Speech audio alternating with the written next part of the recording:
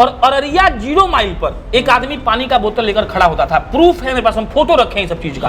अब समझिए ये ऐसा कैसे हो गया? इसीलिए हो गया है कि हम उन लोग को अररिया जब गए ना तो किसी घर चोरी हुआ तो उस चोरी हुए घर को दिखाए। अगर हम गए ना तो कोई नेता आकर किसी को मार दिया हो, कोई वादा किया हो पूरा नहीं हुआ हो, उसको दिखाए। हम रहे भी किसी और के घर, खाना भी किसी और का खाए, पानी भी किसी और का पिए, सोए भी कहीं और, पेट्रोल भी किसी और का, मोटरसाइकिल भी किसी और का, माइक भी किसी और का, कैमरा भी किसी और का, खाली जुबान मेरा था। तो याद नहीं है लेकिन ठीक है। हम लोग छोटे थे, स्पोकन इंग्लिश का क्लास शायद करते थे। मतलब गांव घर में क्या, बिहार में अगर आप बात करें तो बिहार में बाप का सपना एक होता है कि मेरा बेटा किसी और के सामने बहुत फराटेदार अंग्रेजी बोले। और अगर हम मतलब अगर ये निकाल दे आंकड़ा तो हर किसी की जिंदगी में ऐसा होता है कि कोई गेस्ट तुम्हारे घर आया हो और आप बोलेंगे बोल के दिखाओ तो कविता सुना दो अंग्रेजी में। तो हम लोग स्पोकन इंग्लिश क्लास करते थे। ठीक है, मजा आ रहा है भाई। गोपालगंज से कोई आदमी मतलब ऐसा पॉडकास्ट कर रहा है तो बिहार के लिए पॉडकास्ट एक नया चीज़ है। बहुत लोग कर रहे हैं, ऐसा नहीं कि आप नए हैं, लेकिन फिर भी उतना तरीके से वायरल नहीं हुआ है या लोग फिर उतना जल्दी नहीं देख रहे हैं। यूट्यूब और फेसबुक पर काम करने वाले बहुत लोग आ गए। पॉडकास्ट एक नया चीज़ है और आप कर रहे हैं तो बहुत अच्छा बात है, आप करते रहो। पैसा यार देखो इतना बना लेते हैं कि जहाँ जितना लोग यहाँ बैठा है वो एक शर्ट पैंट खरीद के पहन लेता है। हर फ्राइडे को हम लोग बढ़िया से सब आदमी टीम का भोजन कर लेते हैं। बचता उसका कुछ नहीं। नहीं बचता है ना।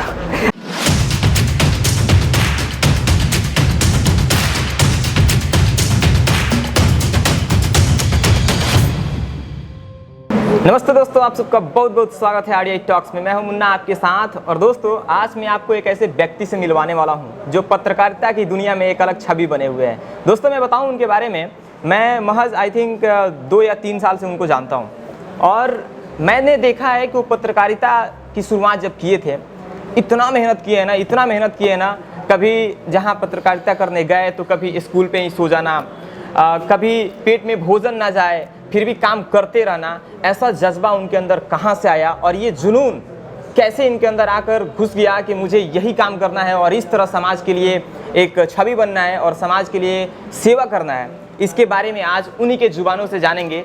और मैं बताऊं दोस्तों, ये कहते हुए मुझे बहुत गर्व हो रही है कि मैं जिस ज़िले से बिलोंग करता हूँ उसी ज़िले से वो भी बिलोंग करते हैं। और मैंने आज से 5-6 साल पहले मैं उनके साथ पढ़ा भी हूँ और आज वो कहाँ हैं इसके लिए मैं मतलब बहुत प्राउड फील करता हूँ कि चलिए मेरे साथ एक व्यक्ति पढ़ते थे और आज वो अपनी ज़िंदगी में कामयाबी हासिल कर रहे हैं। तो चलिए आज स्वागत करते हैं अपने YouTube चैनल आरडीआई टॉक्स पे जनता जंक्शन के फाउंडर प्रशांत भैया का। बहुत स्वागत है आपका हमारे YouTube चैनल आरडीआई टॉक्स पे। यार बोल दिया, बताओ इतना नहीं, एक्चुअली आप वो कार्य किए हैं, मैं कितना भी बोलूँ वो कम ही है। मैंने प्रशांत भैया, मैं जब देखता था ना, जब आप स्टार्टिंग में पत्रकारिता करते थे तो स्कूल पे ही सो जाना। मैं एक फोटो देखा था कि आप सोए हुए हैं और आपके ऊपर गमछा ऐसे गड़खा का तस्वीर था वो। उस वक्त का विधानसभा चुनाव चल रहा था और बाढ़ आया हुआ था एक्चुअली बहुत ज्यादा। तो हम और मेरा एक दोस्त था तो हम लोग बाइक से घूमते थे, कारवां था नहीं उस वक्त।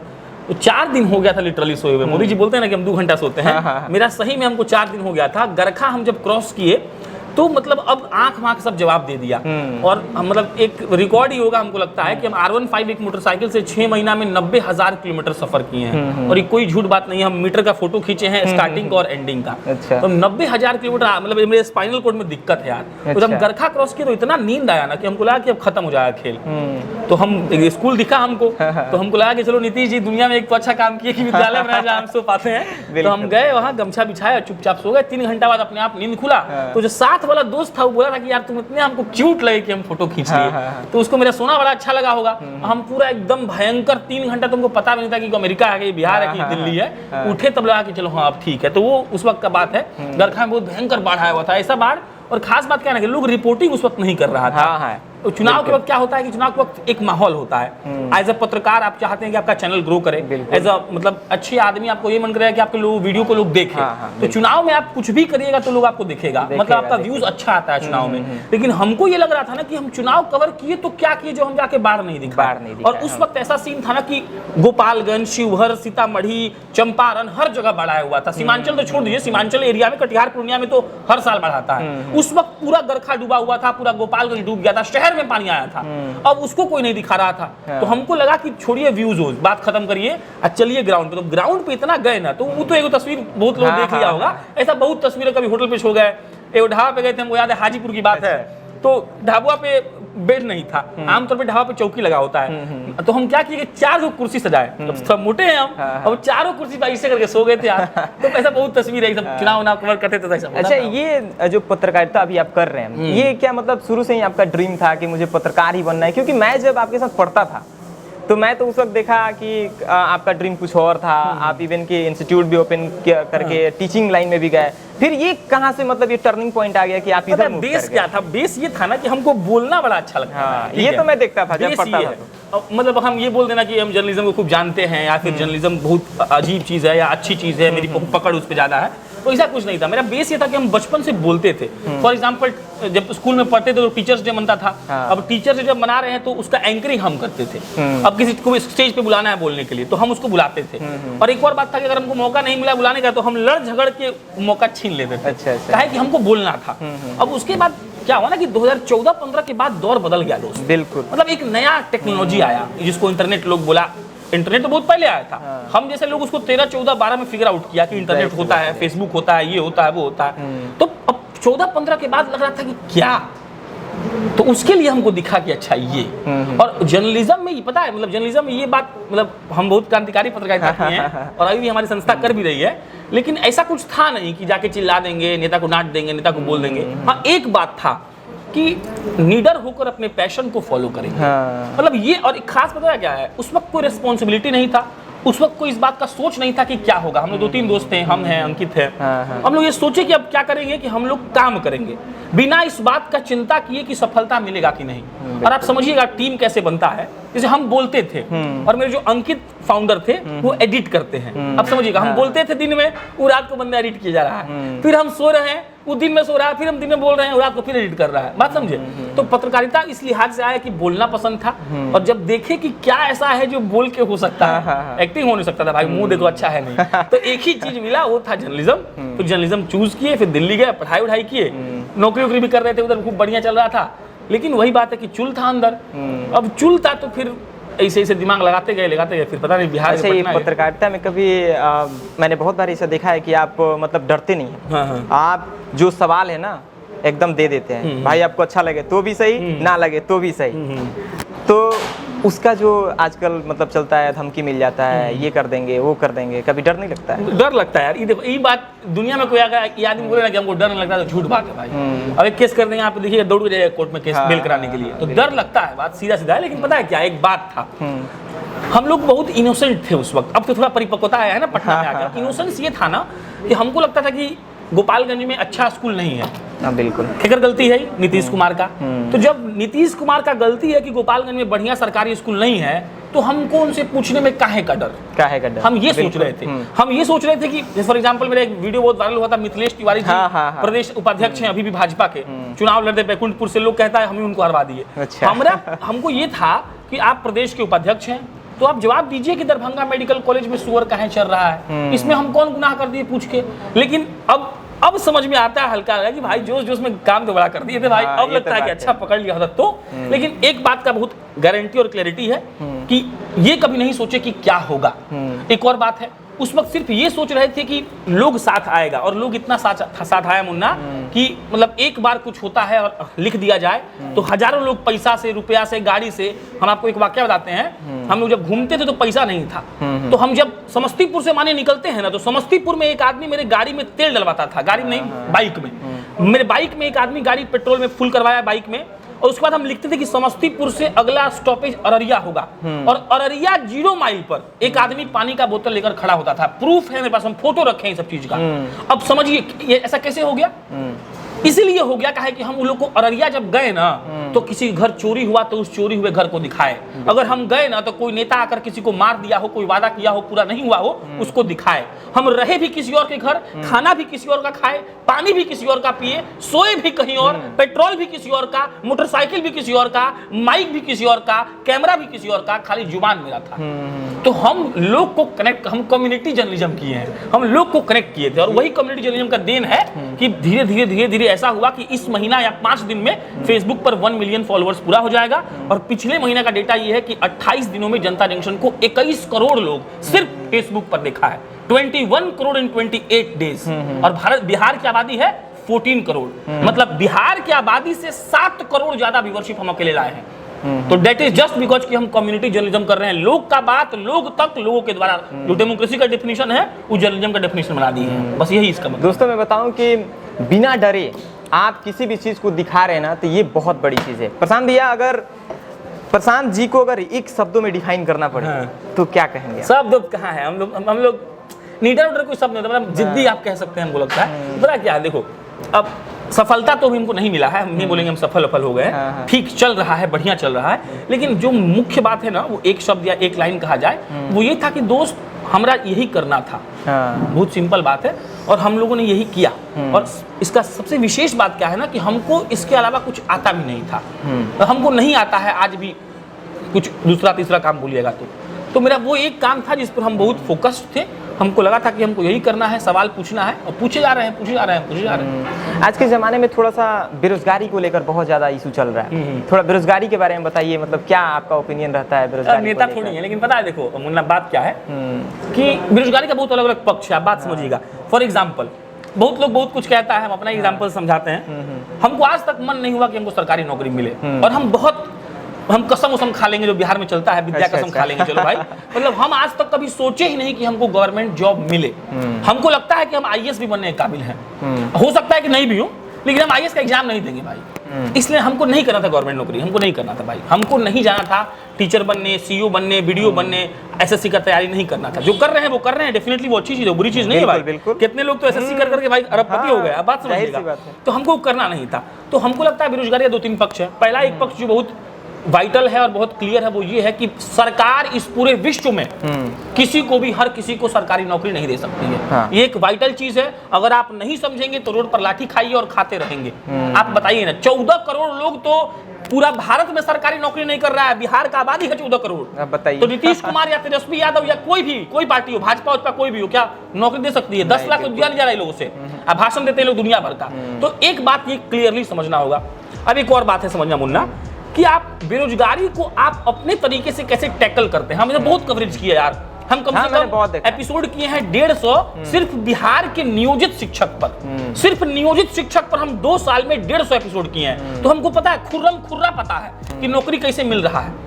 तो एक सबसे पहला बात यह है कि हम सरकार को ना कोस कर, अच्छा हम लोग को नौकरी नहीं मिला, हम लोग नहीं कर रहे हैं। आप डेटा आपको देता हूं मैं, 2020 में कोरोना लॉकडाउन हुआ था, तो बिहार में लमसम 2000 बच्चों ने आकर यहाँ स्टार्टअप किया। अच्छा। जो बेंगलोर में नौकरी कर रहे थे, जो बंबई में थे, जो विदेश में थे, आप समझिए इस बात को। और वो स्टार्टअप आज चल रहा है। तो क्या वो 2000 बच्चे अगर वापस आकर कहते कि ना हम तैयारी करेंगे एसएससी का, कुछ होता नहीं? तो पहला बात है कि सरकार को मत कोसिए। दूसरा बात, आज से 10 साल पहले चले जाइए, अपने पिताजी से पूछिए कि पहले के जमाने में रोजगार क्या था। पहला रोजगार था किसानी, आपके पास 2 बीघा जोतनी है, जोतिए जाके। दूसरा रोजगार था नौकरी, उसके अलावा कोई रोजगार नहीं था। आज डिजिटल मीडिया आया भाई, डिजिटल मीडिया में खाली पत्रकार, आप क्या कर रहे हैं? पत्रकार थोड़ी है, आप तो ब्लॉगिंग कर रहे हैं, आप पॉडकास्ट कर रहे हैं, तो क्या आप अपने रोजगार नहीं दिए हैं? क्या एक दिन आपको यूट्यूब से रेवेन्यू नहीं मिलेगा? क्या आपका व्यूअरशिप ज्यादा हुआ तो आपको एडवर्टाइजमेंट नहीं मिलेगा? ये रोजगार है कि नहीं है? और जितना सैलरी सरकारी नौकरी के टीचर का है, उससे 5 गुना बेसी आप आज से 1.5 साल बाद कमाएंगे। हम आपको लिख के दे रहे हैं, अगर आप टिक गए तो। बात समझ रहे हैं? तो रोजगार को हम लोग डिफाइन कर दिए हैं गवर्नमेंट तक। एक पढ़ा लिखा समझदार आदमी रोजगार को गवर्नमेंट से नहीं जोड़ेगा, ठीक है। हाँ, अब दूसरा पक्ष है कि गवर्नमेंट को इस पे ध्यान देना चाहिए। बिहार में ऐसा इकलौता राज्य है जो आज तक कोई भी सरकारी नौकरी हो वो बिना कोर्ट जाए नहीं मिलता है। पहले पेपर होता है, पेपर होने के 3 दिन बाद कहता है पेपर लीक हो गया था, खत्म होता है। फिर पेपर होता है, फिर उसका जांच होता है। जब जांच होता है तो कहता है गलत तरीके से जांच हुआ है। उसके बाद फिर जांच होता है, अब फिर जांच होता है तो उसका रिजल्ट आता है। रिजल्ट आता है तो फिर धरना होता है कि रिजल्ट में ठीक से मेरिट लिस्ट में नाम नहीं आया है। बात समझना, अब मेरिट लिस्ट में नाम आएगा, फिर कहता है कि नहीं ठीक नहीं हुआ, फिर कोर्ट होता है, कोई केस करता है सब। तो ये एक सरकार का पक्ष है। तो सरकार का पक्ष भी एक तरीके से थोड़ा सा ढीला है कि आपको नौकरी देना चाहिए। लेकिन देखो, बेरोजगारी है, ये बात मानना पड़ेगा, तो लेकिन we have to create our own way into it. आपको इस बात का तलाश खुद करना होगा कि आप कैसे उस तक सही तरीके से पहुंचेंगे। अगर आप इस बात का समाधान नहीं निकालेंगे दोस्त, तो हमको 2.5-3 साल से सिर्फ हम बिहार कवर कर रहे हैं। पूरा समय में 5-6 साल से हम दिल्ली बिहार दोनों कवर किए, खूब बेरोजगारी का रैली देखे, खूब स्टडी किए। तो एक बात तो समझ में आ गया, सरकार सबको नौकरी नहीं दे सकती है, गवर्नमेंट कभी नहीं दे सकती सबको नौकरी। आपको अपना खुद वे तलाशना है। जोमेटो के बारे में कौन सोचा होगा? सोचा ना कोई आदमी। पेटीएम कोई सोचा ना भाई आदमी, कोई आदमी फोन पे गूगल पे सोचा ना जी, कोई आदमी सोचा ना नया नया ब्रांड। तो आप आइए और याद रखिएगा, अच्छा इस दुनिया का, इस पूरे इंडिया का सबसे अमीर आदमी कौन है? अभी हुए हैं गौतम अदानी, वर्ल्ड के तीसरे अमीर पहुंच गए हैं। गौतम अदानी क्या करते हैं? फिल्म बनाते हैं, सरकारी नौकरी करते हैं क्या? वो बिजनेस करते हैं। तो लगाइए ना भाई, बिजनेस क्रिएट करिए ना भाई, कितना लोग तो बिजनेस क्रिएट कर रहा है। तो ठीक है, सरकारी नौकरी की तैयारी करिए, आपकी मंशा है और बिल्कुल अच्छी है, लेकिन आप अगर ये सोचेंगे सरकारी नौकरी आपको बहुत उच्च, मतलब सबसे हाईयर लेवल पहुंचाएगा, शीर्ष पर, ये गलत है। सरकार को दोष दीजिए, लेकिन आप ये मत सोचिए कि सरकार सबको नौकरी दे देगी। अच्छा, अभी जनता जंक्शन में कितने लोग काम कर रहे हैं? डायरेक्टली और इनडायरेक्टली रिपोर्टर्स और इसको मिला दिया तो 19 लोग जनता जंक्शन में काम कर रहे हैं। कहीं ना कहीं आप भी रोजगार देने वाले बन चुके हैं। रोजगार देने वाला को बात नहीं है, देखिए हम लोग तो उतना नहीं अभी बड़ा लेवल पहुंचे। रोजगार देंगे जिस दिन 5000 लोगों को रोजगार देता हूँ। अच्छा प्रशांत भैया, जहाँ तक अभी आप पहुंचे हैं, आगे का क्या है? मतलब कहाँ तक पहुंचे अभी? जहाँ तक पहुंचे हैं मेरी नजरों में तो आप बहुत कुछ किए हैं, तो आगे का क्या है? कुछ नहीं यार, देखो अभी तो पत्रकारिता कर रहे हैं। एक दो ख्याल है। एक देखो, फॉर एग्जांपल लोग कहता है कि हम समाज सेवा कर रहे हैं, तो हम ये बहुत क्लियरली बोलना चाहते हैं, हमेशा बोले हैं कि ये मेरा प्रोफेशन है, हम समाज सेवा नहीं कर रहे हैं। अगर मेरा प्रोफेशन ये कहता है कि तुमको सवाल पूछना है तो हम सवाल पूछ रहे हैं। 7 बजे के बाद हम भी खूब खाते हैं, पीते हैं, नाचते हैं, कूदते हैं, बहुत क्लियर कट बात है। हम समाज सेवी नहीं है, हमको नेता नहीं बनना है, हमको चुनाव नहीं लड़ना है गोपालगंज से जाके भाई, तो हम ये नहीं बोलेंगे कि मैं तो लगा हूँ आपकी सेवा में, हम भाई मजा कर रहे हैं। तो प्रोफेशनल फ्रंट पे यही कोशिश है कि एक ऐसा प्लेटफॉर्म बना दे बिहार के लिए कि अगर आज से 25 साल बाद हम काम नहीं कर रहे हो तो वहाँ पर कम से कम 200 लोग काम कर रहे हो। और एक और बात कहते हैं कि आप समझिएगा, हम 10 दिन पहले एक स्टोरी के उसमें एक लाइन बोले थे कि आज का जो मेन स्ट्रीम मीडिया है, सरकार बदली है तो ये सारे लोग बिहार के हर गांव को दिखा रहे हैं। हमको गारंटी दे सकते हैं बिहार के कितने ऐसे गांव हैं जहां नेशनल मीडिया पहुंचा तक नहीं है, लेकिन दिल्ली का, बंबई का, चेन्नई का हर गांव में मीडिया पहुंच गया है। तो बिहार को पिछड़ा रखा ये लोग जानबूझकर। लालू जी कहते थे कि रोड बना देंगे तो पुलिस जल्दी पहुंच जाएगी, और नीतीश जी रोड बना देंगे तो टूट जाता है, पुल हवा में उड़ जाता है। बात समझिएगा। तो हमारा बस यही है, प्रोफेशनल फ्रंट पे यही एक आशा है कि एक ऐसा प्लेटफॉर्म तैयार हो जहां बिहार का कुछ भी देखना हो किसी को तो पहले वो उसको ट्रस्टवर्दी हो आए। और माशाल्लाह लोग आ रहे हैं भाई, 21 करोड़ महीना में बहुत बड़ी बात है। और पर्सनल फ्रंट पे ये है कि बढ़िया हो, सक्सेसफुल हो, लोग आते जाए, काम करते जाए। मेरे चैनल का एक बहुत फेमस क्वेश्चन है, कितना बना लेते हैं मतलब अभी पैसा? हाँ, पैसा यार देखो इतना बना लेते हैं कि जहाँ जितना लोग यहाँ बैठा है वो एगो शर्ट पैंट खरीद के पहन लेता है। हर फ्राइडे को हम लोग बढ़िया से सब आदमी टीम का भोजन कर लेते हैं, बचता उसका कुछ नहीं। हाँ, नहीं बचता है ना। अच्छा कोई बात नहीं, एक दिन बचेगा जरूर। आज दोस्तों मैं बताऊं कि ये एक ऐसे व्यक्ति हैं जिनके साथ मैं खुद पढ़ाई किया हूँ, एक बेंच पे बैठ के हम लोग पढ़े हैं। प्रशांत भैया कैसा लग रहा है आज बात करके? हाँ, हमको याद नहीं है लेकिन ठीक है। हम लोग छोटे थे, स्पोकन इंग्लिश का क्लास शायद करते थे। मतलब गांव घर में क्या, बिहार में अगर आप बात करें तो बिहार में बाप का सपना एक होता है कि मेरा बेटा किसी और के सामने बहुत फराटेदार अंग्रेजी बोले।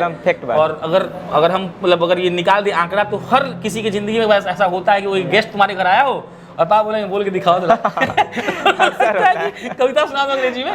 तो हम लोग स्पोकन इंग्लिश क्लास करते थे। ठीक है, मजा आ रहा है भाई। गोपालगंज से कोई आदमी मतलब ऐसा पॉडकास्ट कर रहा है, तो बिहार के लिए पॉडकास्ट एक नया चीज़ है। बहुत लोग कर रहे हैं, ऐसा नहीं है कि आप नए हैं, लेकिन फिर भी उतना तरीके से वायरल नहीं हुआ है, या लोग फिर उतना जल्दी नहीं देख रहे हैं। यूट्यूब और फेसबुक पर काम करने वाले बहुत लोग आ गए। पॉडकास्ट एक नया चीज़ है और आप कर रहे हैं तो बहुत अच्छा बात है यार, करते रहो। प्रशांत भैया आपसे मिलके बहुत अच्छा लगा। और दोस्तों मैं बताऊं कि आज ये जो पॉडकास्ट कर रहा हूँ ये जनता जंक्शन के ऑफिस में मैं कर रहा हूँ। और प्रशांत भैया से ऑफिस में आ गए, ऑफिस में आकर तो यहाँ का जो माहौल है, यहाँ एक एनर्जी है ना सच में। एक्चुअली मैं एक स्पिरिचुअल मैन हूँ, मतलब ज्यादा सोचता हूँ, थोड़ा सा अंदर तक जाता हूँ, चीजों को ऑब्जर्व करता हूँ। जब मैं यहाँ एंट्री किया तभी मुझे लगा कि इसमें कुछ है जो मैंने अभी तक मैं जहाँ गया वहाँ वो चीज़ें मुझे नहीं मिली अभी। मैंने कल कुछ वीडियो भी किया मैं। अच्छा। तो वहाँ पे जो चीज़ें थी वो अलग थी, यहाँ पे जो चीज़ें हैं ये बिल्कुल अलग है। और सबसे बड़ी चीज़ है कि जिस जिले से मैं बिलोंग करता हूँ उसी जिले से आप बिलोंग करते हैं और यहाँ तक पहुँचे और आकर मैं बात कर रहा हूँ आपसे और टाइम दिए इतना बिजी शेड्यूल में से निकाल कर, ये मेरे लिए बहुत बड़ी चीज़ है। कोई हम लोग बड़े आदमी नहीं बने हैं। और एकदम माफी चाहूंगा कि पड़किया जरूर नहीं लाए हैं हम गोपालगंज से, क्योंकि क्योंकि दोस्तों हम 2-3 दिन हो गया मुझे पटना आए हुए, तो फिर अभी आज मैं मिल रहा हूँ 2 दिन बाद प्रशांत भैया से। ओवरऑल प्रशांत भैया आपसे बात करके बहुत अच्छा लगा और उम्मीद करते हैं कि आपका जनता जंक्शन बहुत आगे जाए। और मेरा आरडीआई टॉक, एक क्वेश्चन मैं भूल रहा हूँ, मेरे आरडीआई टॉक्स के माध्यम से, क्योंकि मेरे चैनल का मकसद है रियलिटी देखो इंडिया, फैक्ट बातों पे मैं बात करता हूँ और वैसे लोगों के साथ इंटरेक्ट करता हूँ जो लाइफ में कुछ अच्छा कर रहे हैं और समाज के लिए कुछ छवि बन रहे हैं। तो मेरे आरडीआई टॉक्स के माध्यम से आप क्या कहना चाहेंगे, क्या किस बारे में क्या बोलना है, जो संदेश देना चाहते हैं आप युवाओं के लिए, अच्छा, युवाओं के लिए क्या अरे हम भी संदेश युवा देना ही हैं, हम क्या मतलब फिर भी संदेश जहाँ तक अभी आप जो किए, देखिए जो आपके अंदर हौसला है ना, ये बहुत बड़ी चीज है। और आज तो ये लोग सोचते हैं कि मैं स्टार्ट करूं, पता ना होगा कि नहीं होगा, छोड़ देते हैं, हिम्मत हार जाते हैं। वैसे युवाओं के लिए आरडीआई की टॉक्स के माध्यम से आप क्या कहना चाहेंगे? अब हमारे पास तो कोई कुछ वो मूल मंत्र टाइप तो कुछ नहीं है, लेकिन मतलब हमको लगता है कि बात एक तो इस बात को बहुत जल्दी आपको मतलब डिस्कवर करना पड़ेगा कि आप क्या करना चाहते हैं, ठीक है। जिस दिन आप ये समझ जाएंगे ना आपको क्या करना है। और दूसरा बात क्या है पता है क्या, हम लोग बहुत जल्दी रिजल्ट चाहते हैं। मतलब हमारा सपना है युवाओं का आजकल का कि हम कोई काम करें और पैसा बरसने लगे। तो भाई पैसा से बरसता नहीं है, पहला बात। दूसरा बात ये है ना कि वो वही काम करो जिसमें पैसा के बिना तुम खुश रह सकते हो। फॉर एग्जाम्पल अगर आज भी कुछ ऐसा हो जाए तो हमको मोटरसाइकिल लेकर घूमने में कोई दिक्कत नहीं है, और हम माइक लेकर फिर वही बार दिखाएंगे। आज थोड़ा कम दिखाते हैं या फिर रिपोर्टर भेज देते हैं, संसाधन हो गया मेरे पास, हो सकता है हम नहीं जा पाए तो कोई और जाता है मेरे बदले, लेकिन जाते तो है। लेकिन कल को कुछ होता है तो हम बहुत अपने मन से इस बात के लिए रेडी हैं कि हम बाइक लेंगे और फिर घूमेंगे। हमको इस बात का वो नहीं है कि हम ऑफिस में बैठने लगे हैं, चाहे हम लोग इतना टीम बढ़ गया है। तो द थिंग इज कि आपको जो अच्छा लगता है ना वो काम करो। मतलब इस बात के फैक्ट को नजरअंदाज करके कि उसमें आपको कितना सक्सेस मिलेगा, कितना पैसा मिलेगा। मतलब पद्म भूषण का लिस्ट निकालिए पिछले 3 साल का, नरेंद्र मोदी ने गांव से लोग के पद्म भूषण और विभूषण उन लोग को दिया है, जो पद्मश्री दिया है, जो सोच नहीं सकता था कि उनको पद्मश्री मिलेगा। द थिंग इज कि आप अगर अच्छा काम करेंगे ना तो वो आज 10 साल बाद दिखेगा जरूर। अगर आप ये सोच के कर रहे हैं कि हम ये कर रहे हैं तो हम नेता बन जाएंगे, तो नहीं बन पाइएगा। आप वाकई में समाज सेवी हैं तो समाज सेवा करते रहिए, हम गारंटी दे रहे हैं कि आप एक दिन प्रधानमंत्री बन जाइएगा। बिल्कुल। देखिए मैं अभी तक आपके वीडियो में ये जज्बा देखा था, और आज मैं बैठ के आपके सामने जब ये आवाज सुन रहा हूँ तो मुझे एक प्राउड फील हो रहा है कि ये मतलब बंदे के अंदर जो दम है ना, ये बहुत बड़ी चीज है। ओवरऑल आपका बहुत बहुत धन्यवाद हमारे चैनल पे आने के लिए, और आपकी जिंदगी का सबसे कीमती समय मैंने ले लिया 10 से 15-20 मिनट, तो इसके लिए मैं थैंक यू सो मच, बहुत बहुत आपका आभार है। और दोस्तों मैं बताऊं, ये रहे हमारे प्रशांत भैया, जनता जंक्शन के फाउंडर। इनके विचारों से आपको क्या सीख मिलता है आप लोग जरूर कमेंट बॉक्स में कमेंट कीजिएगा। अगर आपके आस पड़ोस में कोई ऐसे व्यक्ति हैं जो कुछ अच्छा कर रहे हैं समाज के लिए, तो मेरा ईमेल दिया होगा डिस्क्रिप्शन बॉक्स में, आप जरूर उस पर मेल कीजिएगा, मैं वहां पहुंचूंगा और उनको भी जरूर दिखाऊंगा। बने रहें आरडीआई टॉक्स के साथ, मिलते हैं फिर किसी अनदर वीडियो में।